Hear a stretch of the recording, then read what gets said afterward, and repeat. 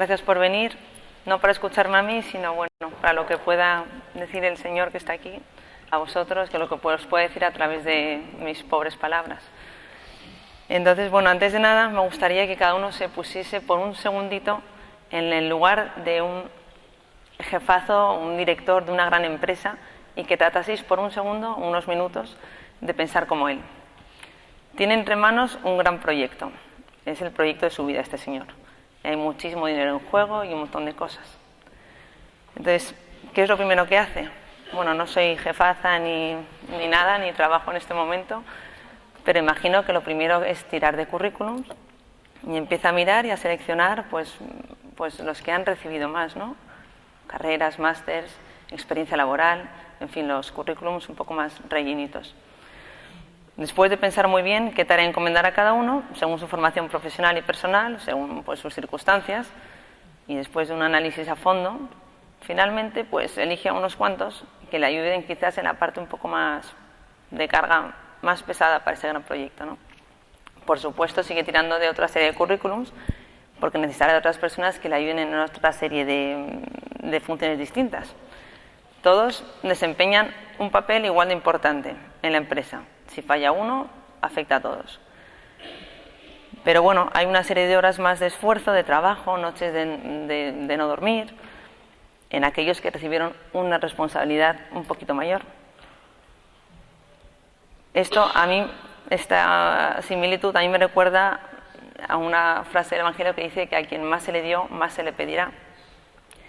Yo después de estos años, después de mucha ayuda también, como decía el padre, de familia y de Dios, por supuesto, pues lo acabé comprendiendo un poco a Dios, porque al principio no entendía nada.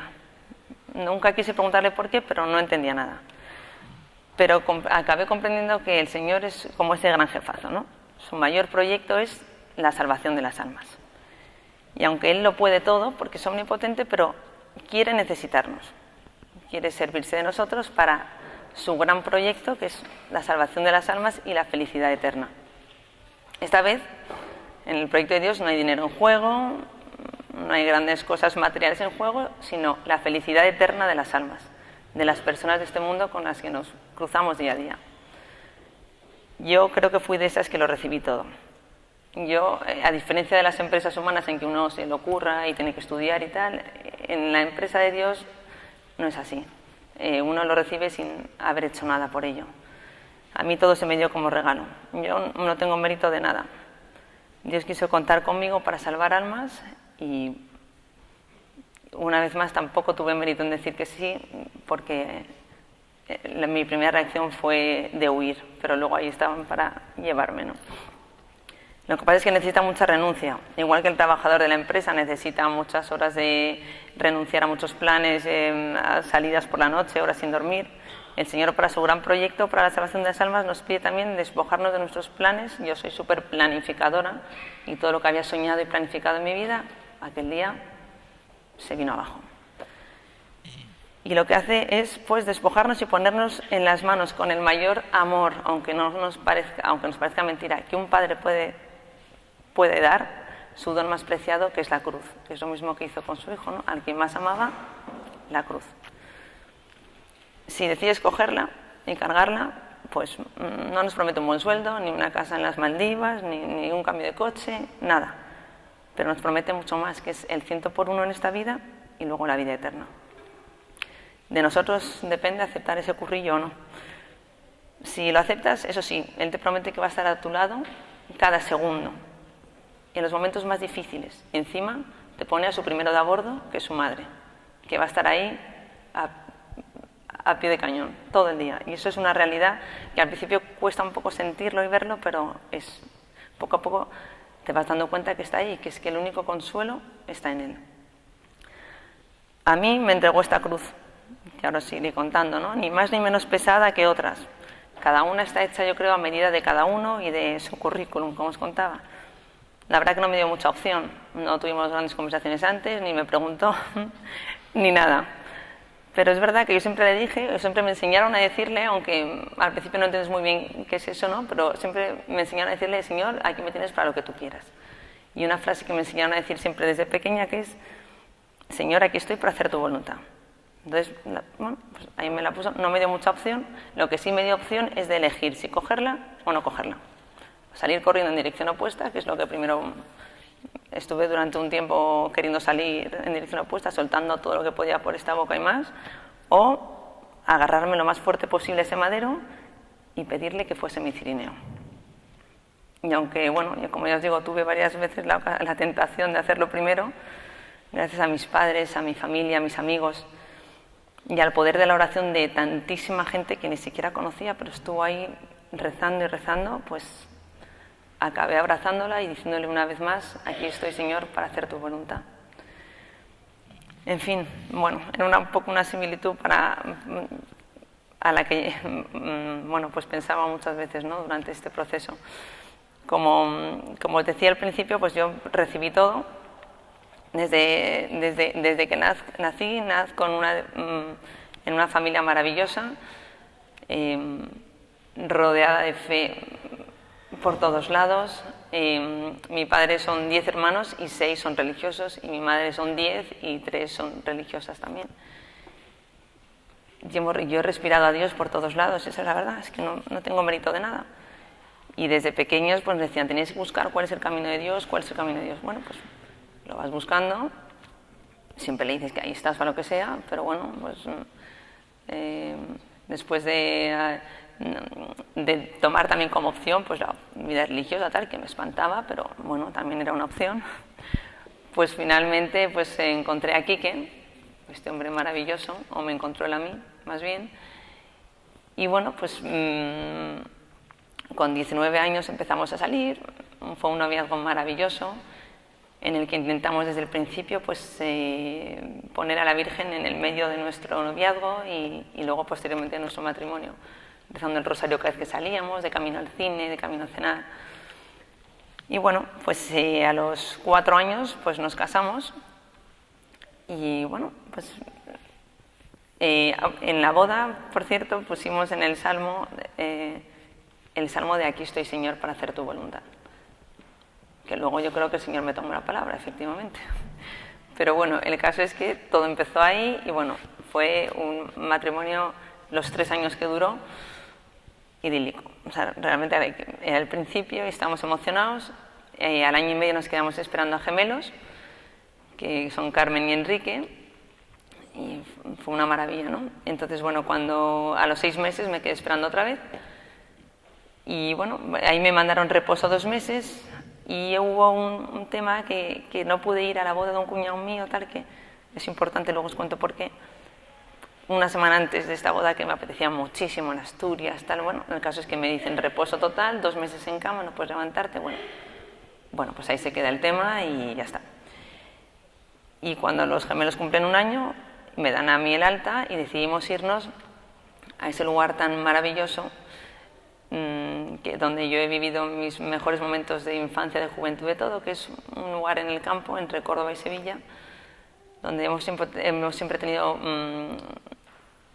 planes familiares maravillosos, siempre igual llenos de Dios. O sea, es un sitio donde se puede palpar de una manera especial a Dios, y en mi casa siempre me han puesto lo primero. Entonces, cuando se mezcla, yo creo que en los planes lo humano y lo divino se bordan. Entonces siempre salían bordados y lo pasábamos fenomenal. Y bueno, entonces me dan el alta y lo primero que organizan mis padres pues es un plan familia, amigos, tal, vámonos para allá. Y nos íbamos con una ilusión enorme. La verdad, con nuestros 2 pequeñajos, yo estaba ya de 7 meses y medio, 8, y salimos. Y bueno, pues todo iba fenomenal, hasta que de repente, que la verdad que nunca me pasa, porque me cuesta mucho dormir, pero me quedé dormida. ¿Vas bien? ¿Vas bien? Sí, voy bien, pues ya está. Paramos enseguida a merendar con los niños y tal.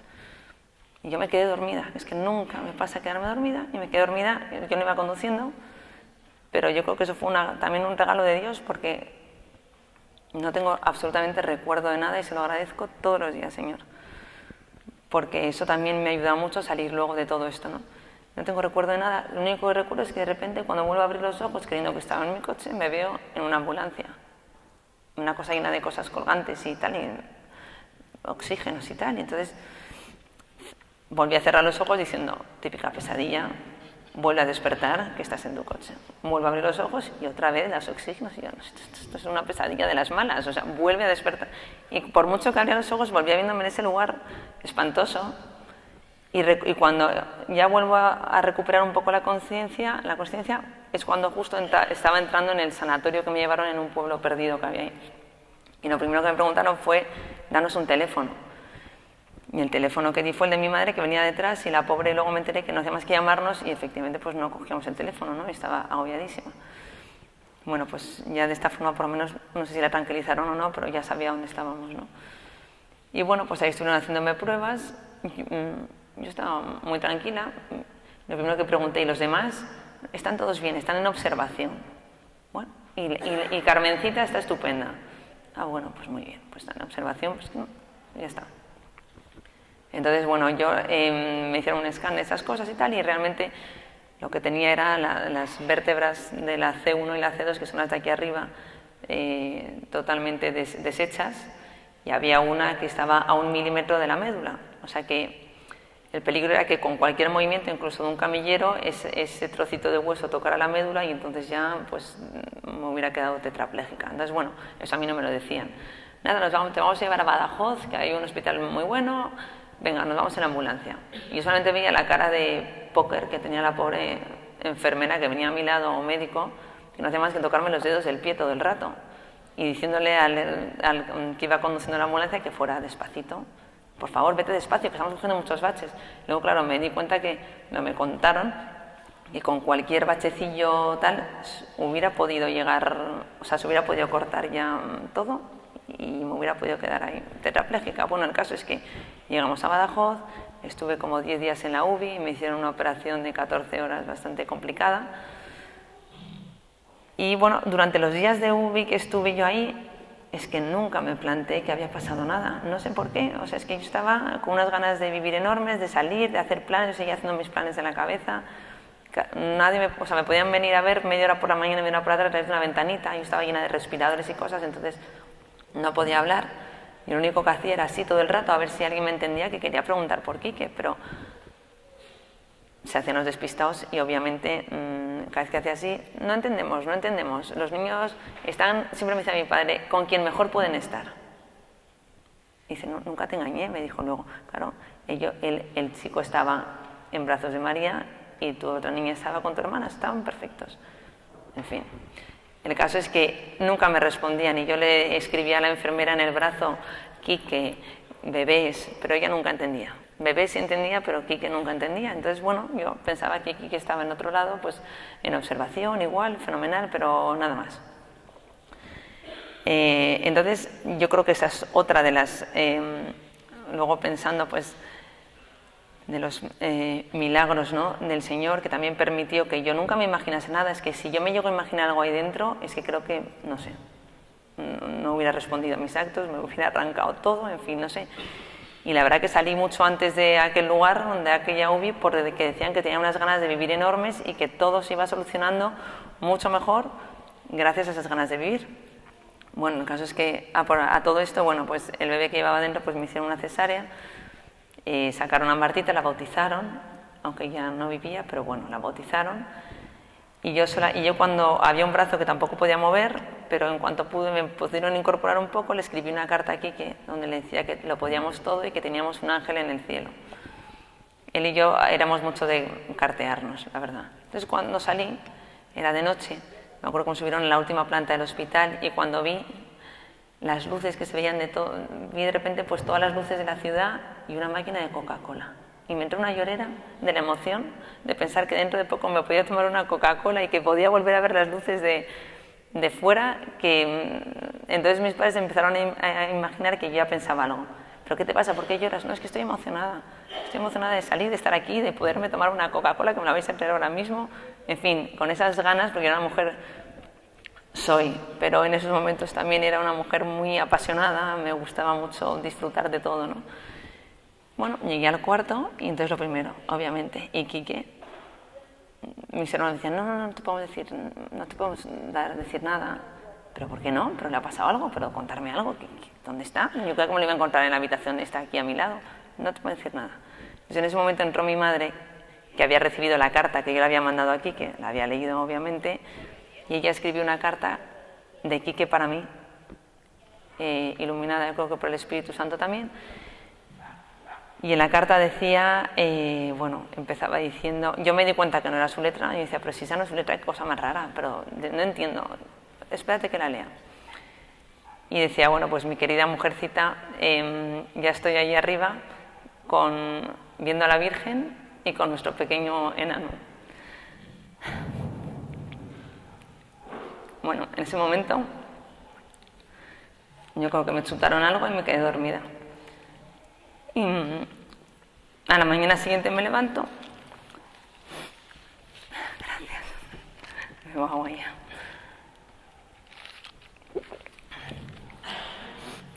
A la mañana siguiente me levanto y bueno, yo creo que me dieron algo para calmarme y tal.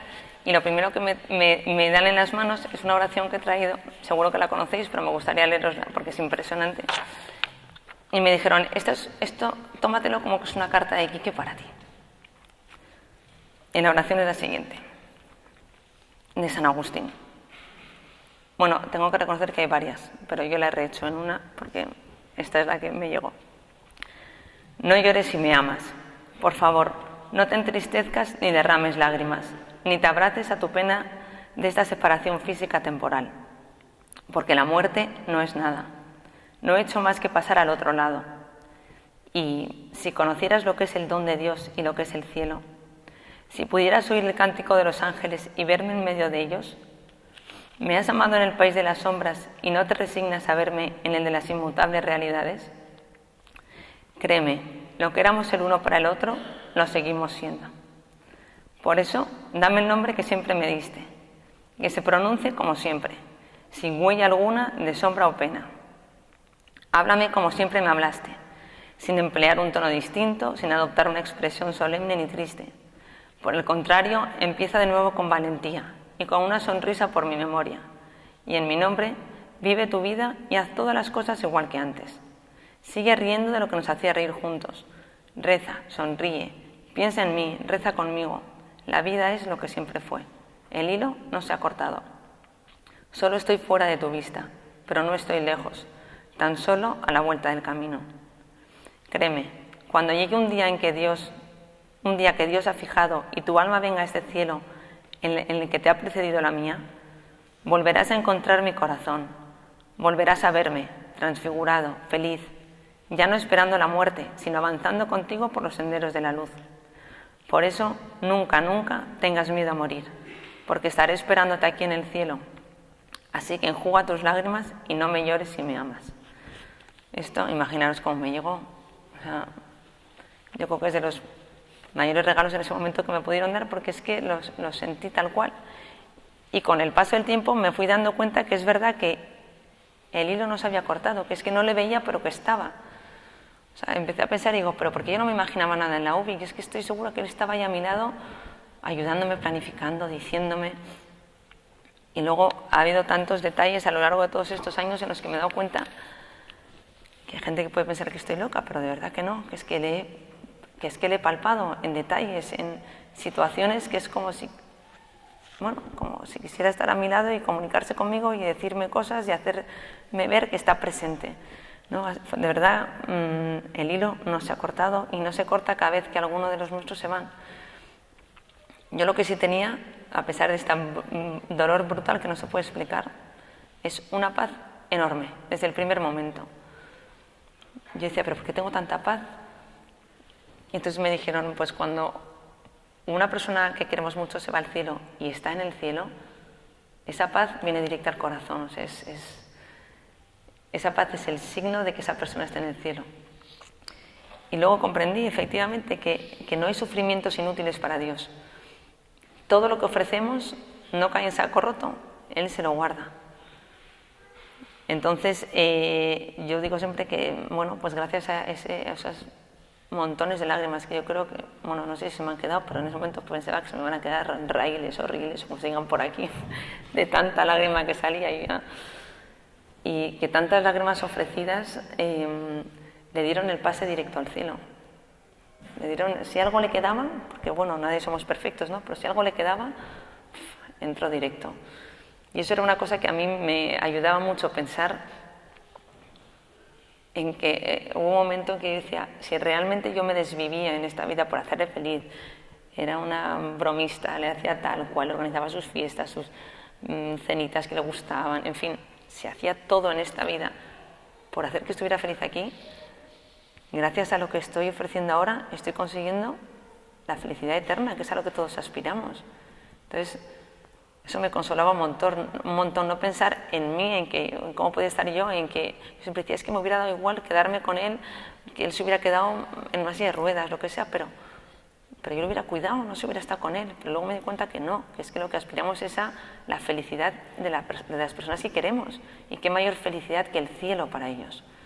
Entonces, decir, he podido colaborar, o estoy colaborando con esta barbaridad de sufrimiento, en que él esté ahí arriba ofreciéndolo, eso me llenaba de una paz enorme, la verdad. Y en los momentos de más dolor pues pensaba no en mi felicidad, no, que en ese momento estaba hecho un desastre, sino en su felicidad, en ese cielo que debía estar él, y que yo de alguna forma, y todos los que estaban a mi alrededor, mis suegros, mis cuñados, mis padres, pues estábamos colaborando todos en que él estuviese ahí con el enano, ¿no? Que también fue otra cosa que también me ayudaba a pensar, bueno, pues Dios, ¿cómo es tu sabiduría, cómo es tu omnipotencia? Que también hasta en eso pensaste, en ese detalle que al principio no entendía, porque se había llevado a ese pequeñajo que era la alegría de la casa, y que le tenía yo era muy especial, y se fue con él, y me dejó a mí, a Carmencita, que es un regalo brutal, o sea, es una niña muy especial, y nos dejó a las dos, y se llevó a él para que estuviera, pues los dos hombres y las dos mujeres, y Martita también estaba. Entonces yo me los imaginaba aquella primera Navidad, pues yo me los imaginaba a los pies de la cuna del niño, yo con Carmencita y ellos allí, y por lo menos el Señor pues dividió un poco, ¿no? Y decía, pues efectivamente, pues una vez más hizo bien, porque permitió que él estuviese ahí con su pequeño y yo aquí también, ¿no? O sea que no, aunque allí no hay dolor, pero más felicidad de estar con tu enano, ¿no?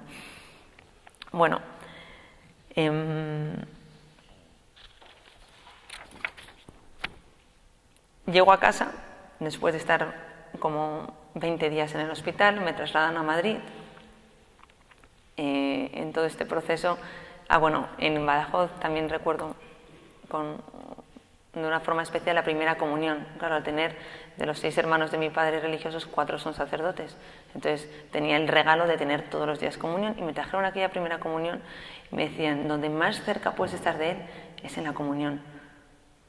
Y es verdad, porque gracias a Dios tenemos esa maravilla de la comunión de los santos, donde podemos estar todos unidos, estemos donde estemos, unidos a través de la comunión y de la oración, en países lejanos y con los del cielo. Eso realmente es que es una pasada.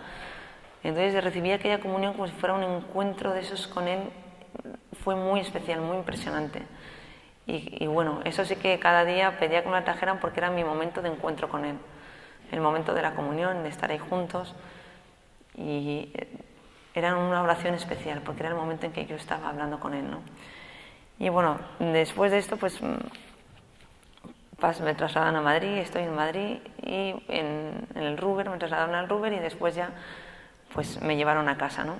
En ambulancia, todo y tal. Todo era un dolor que no se puede explicar.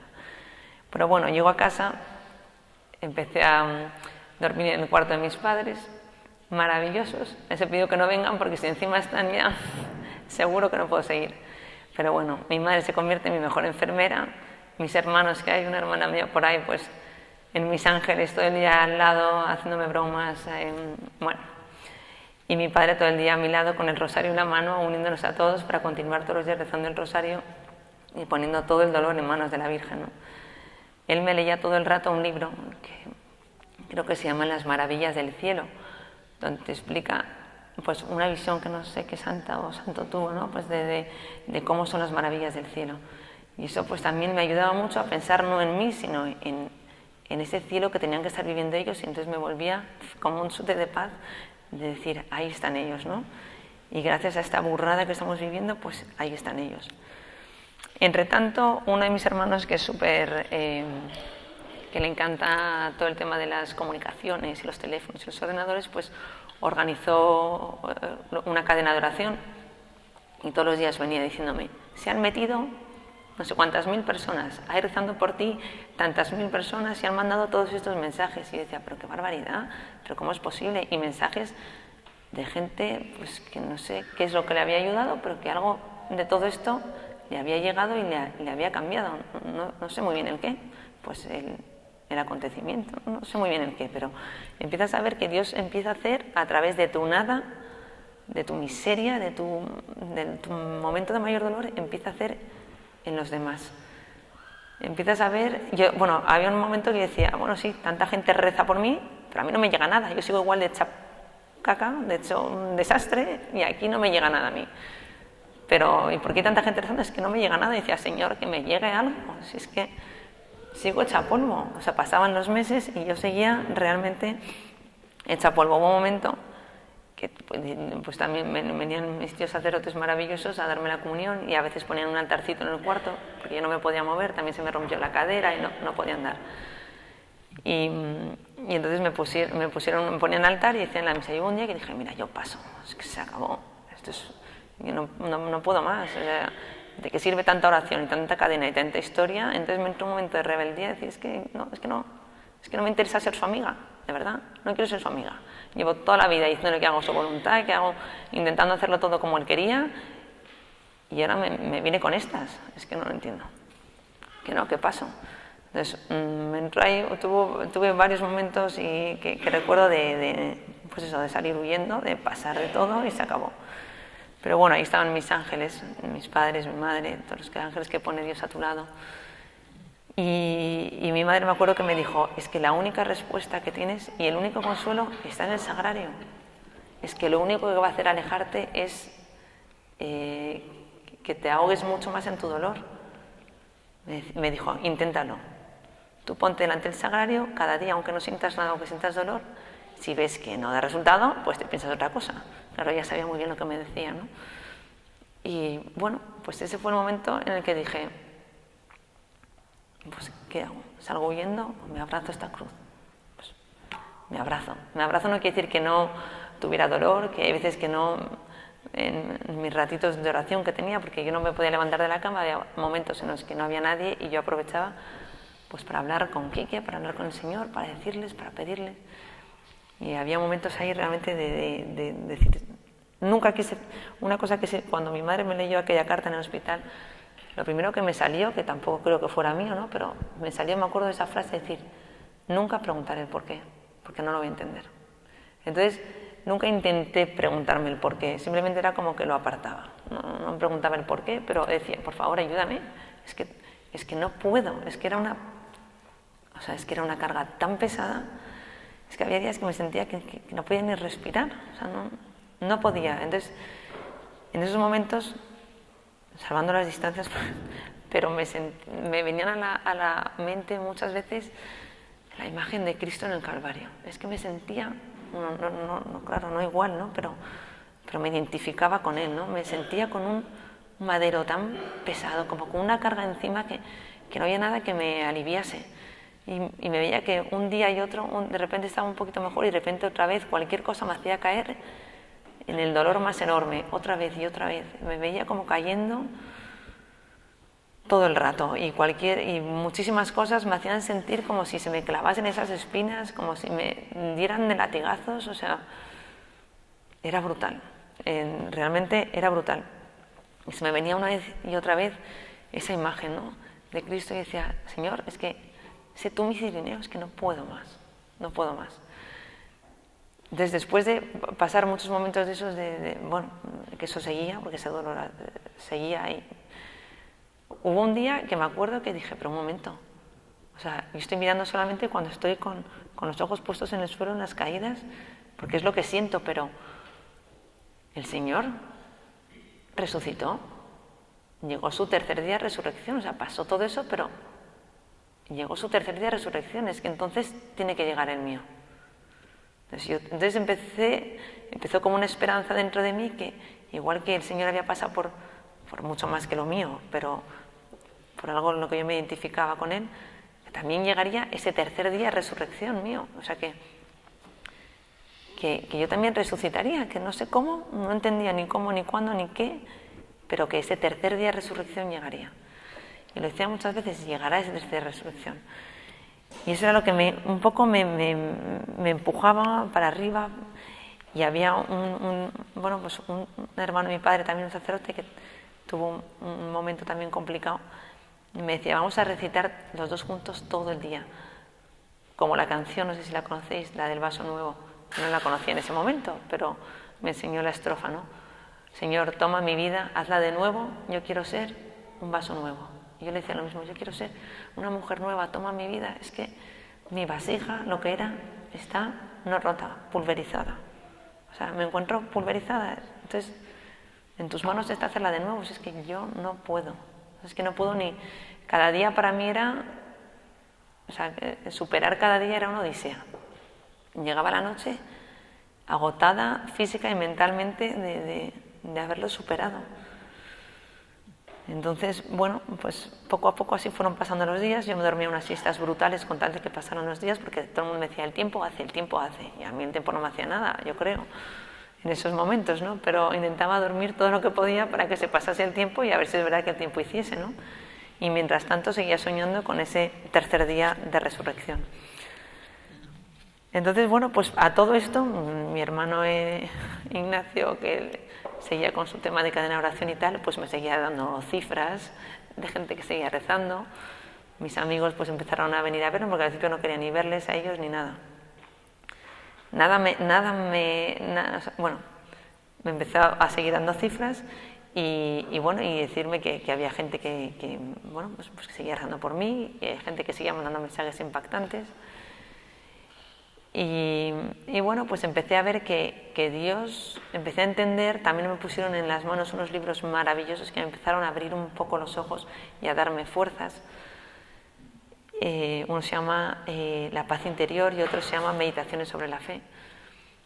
Y entonces gracias a ellos también empecé a hacer reflexiones y empecé a darme cuenta que Dios, o sea que, como dice San Pablo, en la debilidad está la fuerza. O sea que cuando se quiere acercar a nosotros necesita hacernos un poco más débiles, despojarnos de todo, absolutamente de todo, porque en ese momento me sentía que es que me habían quitado la vida. O sea, era como que vivía, pero estaba muerta por dentro, ni sentía nada, era como un corazón de piedra, se había helado. Yo no sentía nada, lo único que sentía era dolor y dolor y dolor, ¿no? Entonces, bueno, pues pero empiezo a ver eso, que el Señor va sacando cosas maravillosas de esa debilidad, de esa nada, que yo era nada, o sea, no era nada. Y empieza a sacar cosas maravillosas, empieza a venir gente a verme, amigos y tal, a los que, pues no sé por qué verme les ayudaba.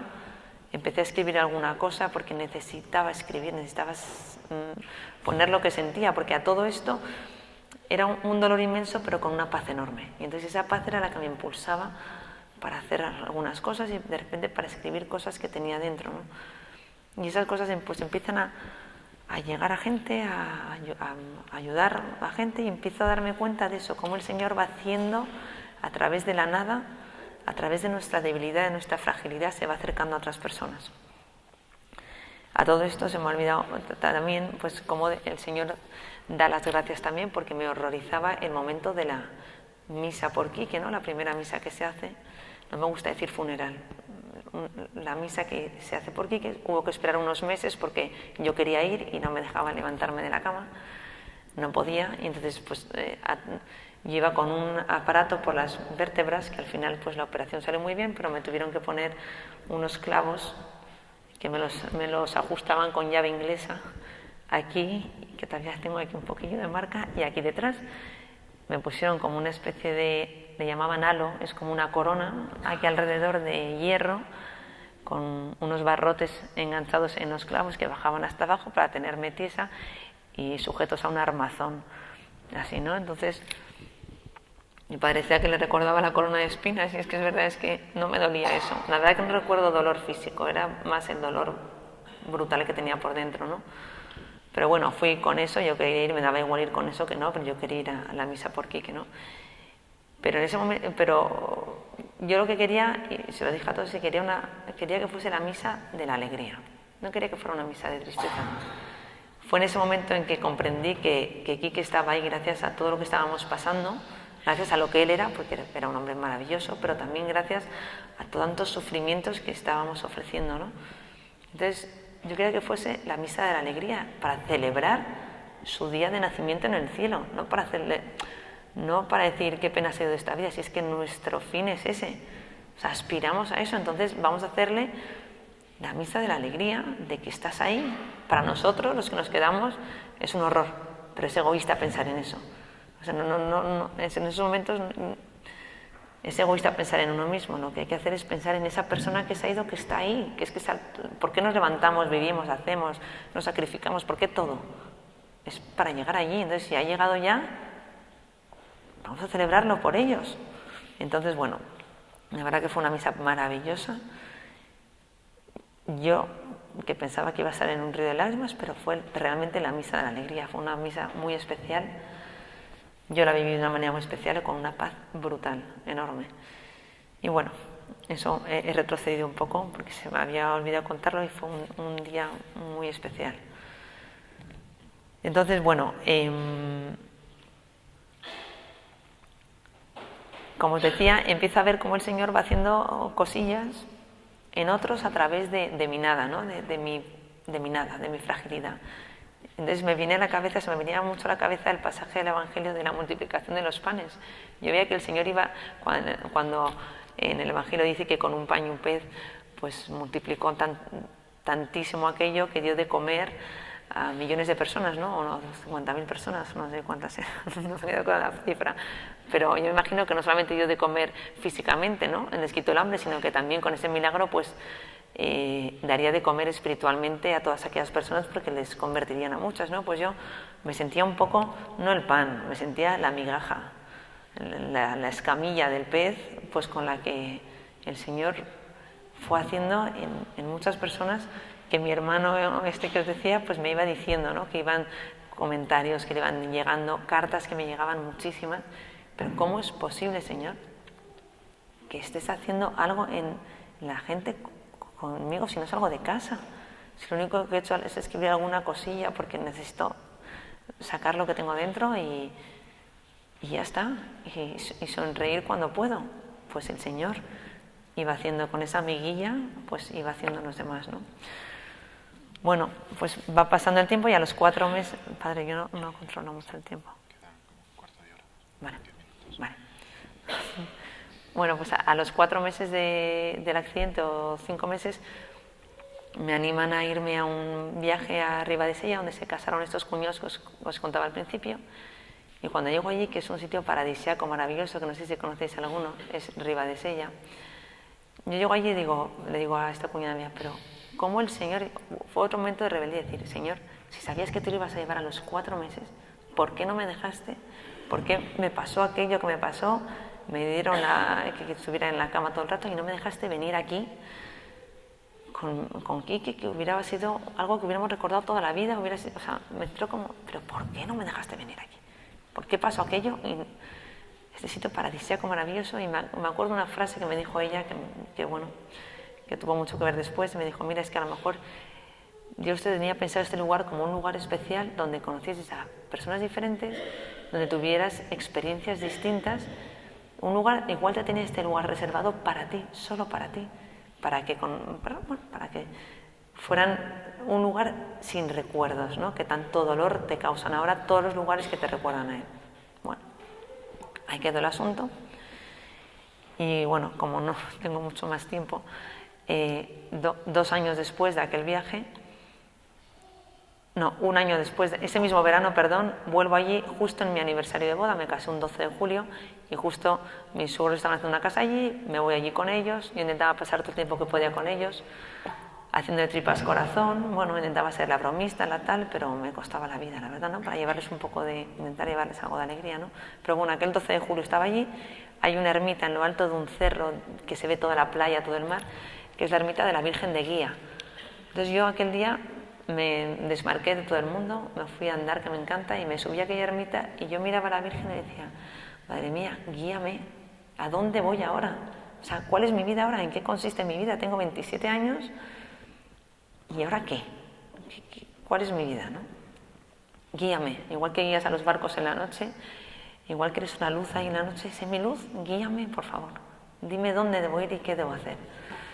Bueno, ahí quedó aquella oración que fue muy profunda, muy especial. Y 2 años después, volviendo arriba de Sella, pues un verano, pues igual con mis suegros tal, conocí allí al que hoy es mi marido.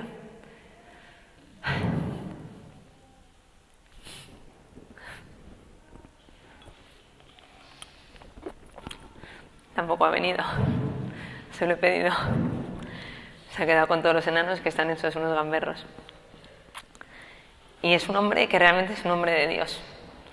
Él era 13 años mayor que yo. Creo que estaban apuradísimos porque no se casaba.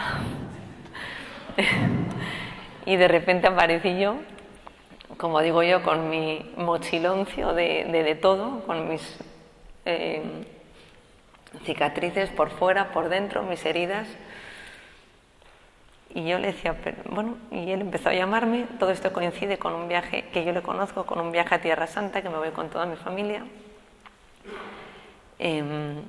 donde yo creo que ahí recibí una oración muy especial, porque mi corazón es que no funcionaba, es que estaba como helado, como inconscientemente yo me había hecho, en estos años primeros me había hecho como un caparazón inconsciente que no podía sentir nada, ni lo bueno ni lo malo. Era como un mecanismo de autodefensa que lo malo pues no entraba, pero tampoco era capaz de ser esa mujer apasionada que vivía, nada sentía, ¿no? Y después de ese viaje coincide con que él aparece también y mi corazón empieza un poquito a funcionar, a ilusionarme con pequeñas cosas, a ilusionarme y empiezo a sonreír más, porque yo era consciente de que no sonreía nada, pero es que no me apetecía, es que no quería, o sea, no me esforzaba lo más mínimo. Mis padres ahí, los pobres, tuvieron que aguantarme todo ese tiempo, aunque para ellos dicen que fue maravilloso, pero no. Y mis hermanos también, y Macarena, que vivía conmigo en casa, que todavía no se había casado. Y bueno, el caso es que mi corazón empieza un poco a funcionar, empieza a sonreír un poco más, y empieza, José se llama, pues a entrar en mi vida poco a poco. Por momentos también él empieza a entrar y me empieza a ilusionar, pero también fue difícil, porque todo el rato yo no sabía cómo gestionar, seguir queriendo a Quique y empezar a ilusionarme con alguien, ¿no? Que todo lo que me aportaba era maravilloso, una paz enorme, es un hombre de Dios impresionante. Y además yo decía, si alguna vez, o sea, la verdad que no me lo planteaba nada, pero si alguna vez aparece alguien en mi vida, tiene que ser alguien que quiera mi pasado, mi presente, esta Carmencita mía que es la bomba, y quiera también a mi familia política a la que adoro. Y tiene que querer todo el pack, si no nada. Entonces, como es imposible, pues es que yo lo di por hecho. De hecho, decidí que llegué a la conclusión en otra de mis ratos de oración de que tenía que agradecer todo lo que había recibido y dedicarme a ayudar a otros a que lo tuvieran también. Entonces, me dio la picada por ser celestina con todas mis amigas, para que ellas también pudieran vivir un poco la maravilla de haber tenido un hombre como tuve yo, ¿no? De una familia, de un matrimonio, que agradecía muchísimo, pues que ellas también lo pudieran vivir. Bueno, el caso es que en todo este proceso de conocimiento a José y tal, pues no fue fácil, fue difícil. Y yo hubo un momento ya que digo, mira, es que esto no puede ser, vamos a ver, es que no entiendo cómo me puedes querer. O sea, tienes millones de niñas que sé que las andan por ahí revoloteando a tu lado y yo tengo una carga pesada encima. Yo vengo con una mochila llena de todo, de sentimientos, de dolor. Algo muy importante que ocupa el centro de la mochila, que es mi gorda, y que tenía en ese momento 3 años. Y estas cicatrices que se ven por fuera son reflejo de lo que va por dentro. Lo que pasa es que las de por dentro no cicatrizan del todo, o sea, y no creo que lo hagan nunca, ¿no? Y él, bueno, no sé, espero que no le moleste porque lo cuente, ¿no? Pero me dijo, si es que a mí lo que me gusta de ti es eso es lo que te hace ser como eres, es tu esencia, ahora forma parte de tu esencia y es lo que a mí me gusta de ti. Bueno, el caso es que nos pusimos los dos en manos de María para que nos fuese orientando, nos fuese diciendo. Y dijimos, bueno, María, pues a donde tú quieras llevarnos. Yo es que en este momento no me siento preparada para nada. Pero me gustaba seguir conociéndole y todo era maravilloso cuando estaba con él, ¿no? Y así fue. Seguí conociéndole. 2 años después, pues nos casamos en Ribadesella, claro. Y bueno, ese día fue un día especialísimo. Habían dado lluvia, tormenta, hizo un día impresionante. Y una nube en el cielo, o sea, fue como un reflejo del cielo en la tierra. Me acuerdo que el padre Ignacio, uno de mis tíos, el que me estuvo... Bueno, todos me apoyaron mucho, ¿no? Pero él, al estar en un momento también delicado, pues nos compenetrábamos más, ¿no? Durante todo este proceso, decía, es un día en el que se unen cielo y tierra. Y es verdad, aquel día se unieron cielo y tierra y empecé esta nueva vida con toda mi mochila que, como decía él, forma parte de mi esencia, porque nunca me he quitado mi anillo de matrimonio con Quique, forma parte de mí, ¿no? Y aquí viene conmigo. Y estos 3 que me los regaló él cuando nacieron los gemelos, diciendo nunca nos separaremos, siempre estaremos juntos, ¿no? Entonces, bueno, pues aquí lo llevo y forma parte, pero empezamos una vida maravillosa. 1 año y medio después nacieron, no gemelos, trillizos. A todo esto tengo que decir que fue después de un retiro que me pusieron las manos como me ha puesto el padre Álvaro, padre. De momento tengo suficiente, ¿no? Y pidieron al Espíritu Santo y yo pedí que sí, que me quedara esperando un niño, no por mí, sino por José, porque quería que él viviese esa experiencia maravillosa de la paternidad, y al mes me estaba esperando 3. En fin, el caso es que de esos 3, la más champion, Pacita, venía malita, y bueno, el primer día en manos de José, mientras yo estaba en mi cuarto rezando y él también, pues se la llevaron al cielo con todo el tropel, uno más en el equipo del cielo, y me quedé con los otros 2. Y este año, en marzo, hace 7 meses, pues nació la tercera, María. Entonces, bueno, pues todos son motivo para mí de dar gracias a Dios. El salmo de nuestra boda, en comparación con la de Quique, fue gracias, Señor, por tus misericordias, ¿no? Y es algo que repito cada día. Gracias, Señor, por tus misericordias. Porque no voy a negar que hay días de dolor, que esto no se cierra nunca. O sea, que la gente cuando dice esto se supera, no se supera.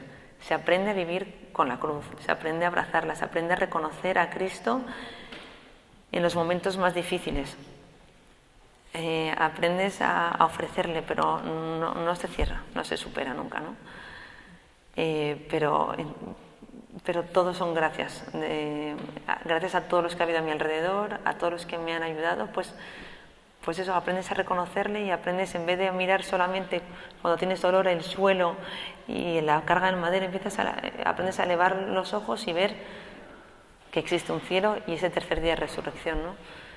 Pusimos el día de nuestra boda también unos, pues lo típico, se ponen los bancos con las canciones y tal, pero la portada era una imagen que a mí me llega mucho, que son unas escaleras, las escaleras al cielo, ¿no? Unas escaleras y al final la luz. Entonces esa al final yo veo que es así la vida, ¿no? Que es unas escaleras y hay que ir subiendo, a veces caes, a veces te tropiezas, cada uno va con lo que le ha puesto el Señor en las manos o con lo que le ha encomendado, según su currículum, como decía al principio, pero nunca nos pide más de lo que podemos, porque Él está ahí para darnos y porque lo que nos encomienda, Él lo sabe todo. Señor, tú lo sabes todo. Queremos adelantarnos, queremos prever el futuro, pero lo que no sabemos, y yo no sabía, era confiar, abandonarme. Y fue entonces cuando conocí a José, fue en ese momento en que hice el clic y dije, mira, no puedo seguir luchando diciéndote que no quiero esta vida que me has puesto, porque ese era mi estado, o sea, estaba en una lucha continua de, Señor, es que no quiero esta vida en la que me has puesto, es que no la quiero, es que yo estaba hecha para ser madre de familia, de tal, es que no quiero, es que esos eran mis planes, y tú me llevaste a eso y me lo has quitado todo. Entonces, todo el rato me decían la palabrita, confía, confía.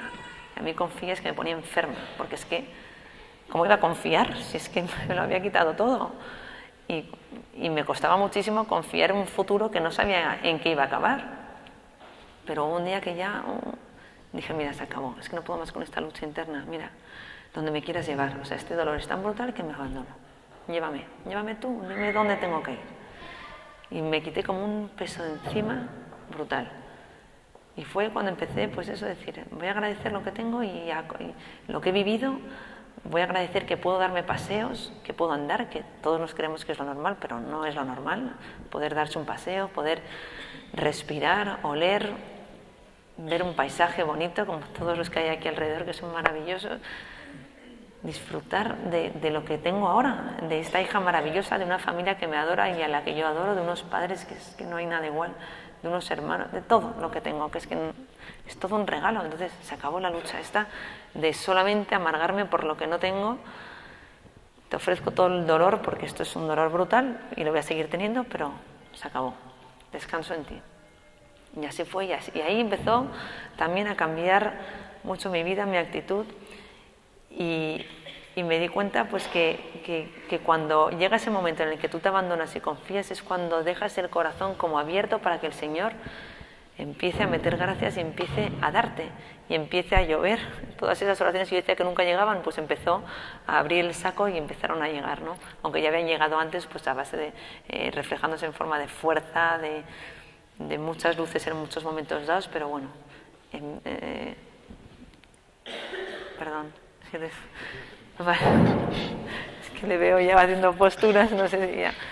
Bueno, pues hubo eso, lo que estaba diciendo, que fue un momento realmente impresionante de decir, Señor, confío en ti, descanso en ti. Yo os animo a todos a que lo hagáis. Si en algún momento tenéis dudas, porque se quita un peso encima uno brutal, y luego el Señor es cuando empiezan a llover gracias dentro del corazón de uno, cuando lo deja abierto a que Él haga, a que Él diga y a que Él vaya soltando todo, ¿no?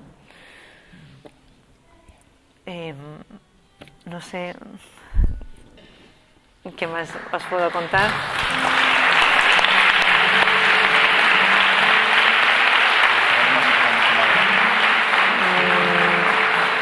Yo que bueno, he traído unas bueno. Sí. Bueno, esta lectura, que es una preciosidad por sí. Solamente termino con una lectura del Evangelio que es maravillosa y que me ayudaba mucho, aunque os la sabréis de memoria, pero bueno. Por esto os digo, no os angustiéis por vuestra vida, qué vais a comer, ni por vuestro cuerpo, qué vais a vestir. ¿No es la vida más que el alimento y el cuerpo más que el vestido? Mirad las aves del cielo, no siembran, ni ciegan, ni recogen en graneros, y vuestro Padre Celestial las alimenta. ¿No sois vosotros más que ellas? ¿Quién de vosotros con su inquietud, la que yo tenía, puede añadir a su estatura un solo codo? ¿Pero por qué os preocupáis? Observad los lirios del campo, no se fatigan ni hilan. Y yo pensaba, además yo de un lirio, ¿no? Pero yo os digo que ni Salomón en toda su gloria se vistió como uno de ellos. Pues si Dios viste a la hierba del campo, que hoy es y mañana se echa al fuego, ¿no hará más por vosotros, hombres de poca fe? Por eso, no os inquietéis, pensando, diciendo, ¿qué comeremos, qué beberemos? O como yo decía, ¿qué será de mí?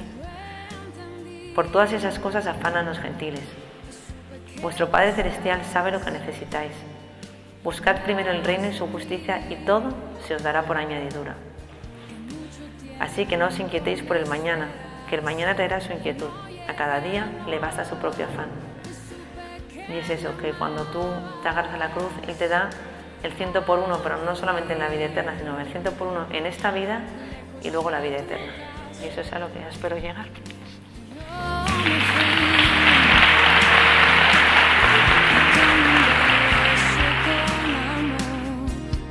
Me regalaste tu perdón y estoy aquí.